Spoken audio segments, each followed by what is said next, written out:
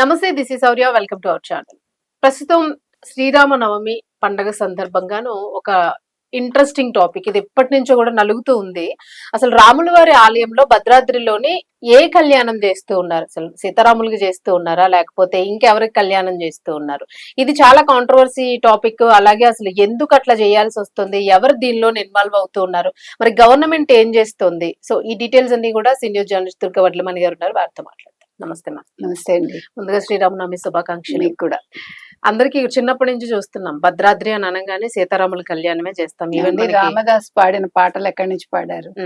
ఎక్కడి నుంచి పాడారు? భక్త అయోధ్యలో కూడా జరగని కళ్యాణము మనం భద్రాద్రిలోనే మొట్టమొదటిగా చక్కగా కన్నుల పండుగ జరుపుతాము. ప్రపంచం మొత్తం ఇంచుమించుగా అదే చేస్తూ ఉంటుంది, దాన్ని బేస్ చేసి.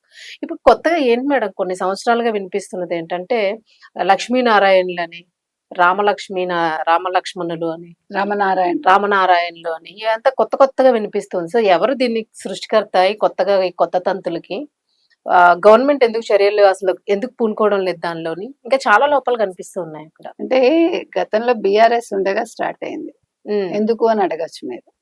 చిన్నజీయర్ స్వామి గారు వెనకాల మై హోమ్ రామేశ్వరరావు గారు.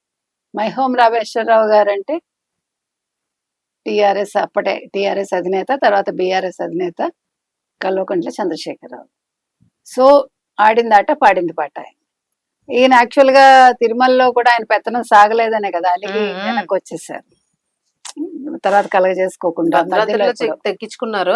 అక్కడ ఆయన ఆటలు సాగలేదు. నిజంగా చెప్పాలంటే ఆ మాట అనొచ్చు అనకూడదు, ఎందుకంటే ఆయన ఒక ఏమనాలి సర్వసంగ పరిత్యాగ కాబట్టి.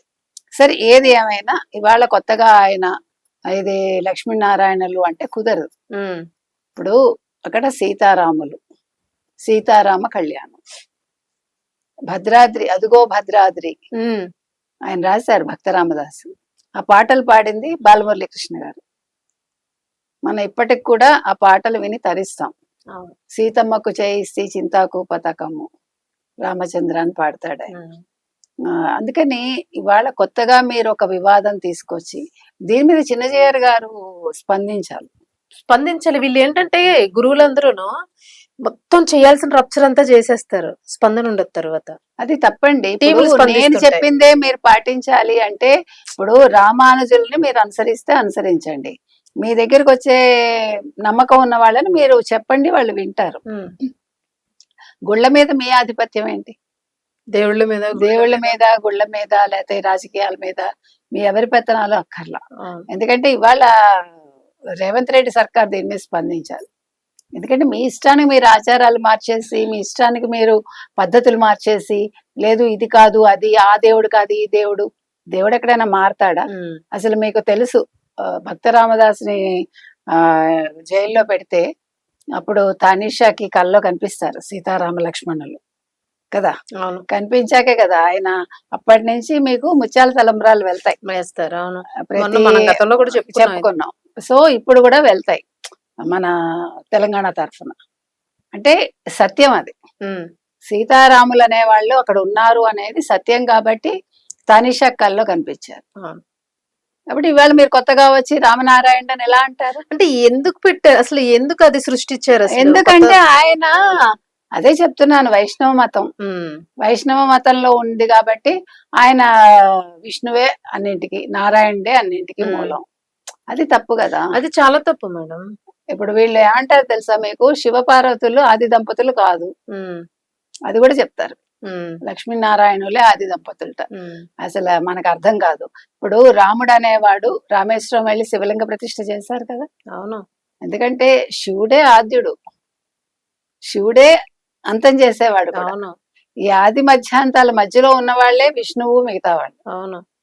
అది మనకి పురాణాలు చెప్పేది అదే. కాబట్టి వాళ్ళు కొత్తగా మీరు వచ్చి మేము దీన్ని మార్చాలి, ఇలాగే చెయ్యాలి అంటే కుదరదు. దీని మీద హిందువులందరూ కూడా స్పందించాలి. మేడం, ఇక్కడ హిందూ సంఘాలు స్పందిస్తున్నాయి, కానీ ఇంకా ఏ సపోర్ట్? ఇది ఉధృతంగా ఉండాలి. మరి రిప్రజెంటేషన్ ఇచ్చారా ప్రభుత్వానికి, తెలంగాణ ప్రభుత్వానికి? ఇది యాక్చువల్ గా మీకు తెలుసో లేదో, భద్రాచలం అనేది ఒకప్పుడు యాక్చువల్ గా ఆంధ్రప్రదేశ్ లో. తర్వాత అది తెలంగాణలోకి వచ్చింది, మళ్ళా ఆంధ్రప్రదేశ్కి వెళ్ళింది. ఈ విడిపోయినప్పుడు ఇది ఆంధ్రప్రదేశ్ నుంచి మళ్ళా తెలంగాణకు వచ్చింది. అవును. యాక్చువల్ గా అది అందుకే మీకు గుర్తుంటే కనుక అయితే కేసీఆర్ దాని మీద ఖర్చు పెట్టల, అవును. ఎప్పుడేం ఎప్పుడేం జరిగింది జరుగుతుందో అని. అదే. 1 రూపాయి ఇంతవరకు పెట్టల. అలా అని అప్పుడు గవర్నమెంట్ కానీ మొన్నను రేవంత్ గారు స్పందించినట్టున్నారు.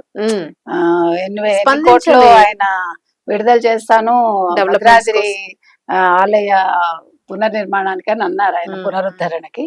కాబట్టి ఈ విషయాన్ని వారి దగ్గరికి తీసుకెళ్ళాలి. అదే విధంగా దేవాదాయ శాఖ మంత్రి కూడా చూడాలి, దీని మీద దృష్టి పెట్టాలి. మీద ఏ ప్రభుత్వం అయినా సరే హిందువుల మనోభావాలు దెబ్బతినకుండా చూడాల్సిన బాధ్యత ప్రతి ఒక్క ప్రభుత్వం మీద ఉంటుంది. అదే మేడం, చాలా మంది చూస్తూ ఉన్నారు అంటున్నారు. అంటే హిందూ సంఘ నాయకులు కూడా పదే పదే అదే చెప్తూ ఉన్నారు. మనతో కూడా చాలా మంది 2-3 డిబేట్స్ లో పాల్గొన్నప్పుడు అన్నారు, ఖచ్చితంగా దీని మీద ఒకవేళ గనక గవర్నమెంట్ చర్యలు తీసుకోకపోతే పూనుకోకపోతే ఇంక మేము చాలా గట్టిగా దీన్ని తీసుకోవాల్సి వస్తుంది, ఇంకా ఉపేక్షించేది లేదు అని చెప్పేసి అంటూ ఉన్నారు. అంటే ఎవరైనా అంతే కదా మేడం, ఇప్పుడు రాములు వారి ఏదైనా తెగేదాకా లాక్కూడదండి. లాక్కూడదు. అందులో ఇది ఏంటంటే ఇప్పుడు కొత్తగా మనకి ప్రతిది ఈ రోజు చేసుకోవాలా, ఆ రోజు చేసుకోవాలా, ఉగాది ఎప్పుడు చేసుకోవాలి, శ్రీరామనవమి ఇది ఒక ఎప్పుడు చేసుకోవాలి, ఇదో పెద్ద చర్చ. చర్చ అయింది. లేదు అక్కడ ఆ దేవుడే ఉన్నాడా, ఈ దేవుడు లేడా, ఏ ఎందుకు దేవుడు అయితే controversy లు? దేవుడు అంటే మనకి ముఖ్యంగా ఆంధ్రప్రదేశ్ లో గాని తెలంగాణలో గాని రామాలయాలు లేకుండా ఉండవు. అవును. మనకి ఎక్కడా కూడా రామనారాయణ ఎక్కడ ఉండడు. అవును. మనకు కొత్తగా తెలుసు సృష్టి కొత్తగా అంటే. సృష్టి ఇవన్నీ. ఈ కొత్త సృష్టిని మీరు ఏమన్నా విశ్వామిత్రుడా, నేను కొత్తగా ఈ సృష్టిస్తాను మీరు ఇలాగే ఉండాలి అనడానికి. కాబట్టి చిరంజీవి స్వామి గారు దీని మీద స్పందించాలి. ప్రభుత్వాలు కూడా దాని మీద దృష్టి పెట్టి ఇది పాత రకంగానే, అంటే గతంలో ఎలా చేసేవారో అదే విధానంలో అదే పేర్లతోటి అదే రకంగా కొనసాగాలి. Thank you madam.